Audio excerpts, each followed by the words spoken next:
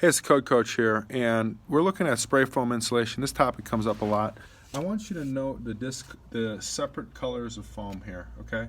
One is a pre-foam, in which all the top and bottom plates are sealed. That is required, okay?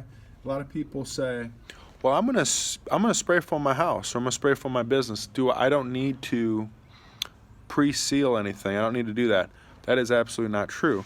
Your manufacturer's installation instruction again trumps that, and because it is a smaller space, these little tiny cracks, like in top plates, bottom plates, what have you, all those little spaces, if they're not sealed ahead of time, the foam will not get down into there.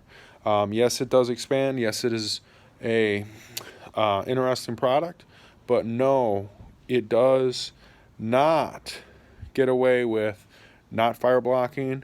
No, it does not mean you do not have to fire block or pre-seal your window jambs, door jambs, top, bottom plates, plumbing penetrations, pipe penetrations, all that sort. All those items need to be addressed prior to installation, because again, that is something people look for at rough inspection. And again, that just helps when they do install the foam. It just goes for a better product. And again, also make sure you check behind your boxes. Always want to make sure your boxes are insulated behind as well.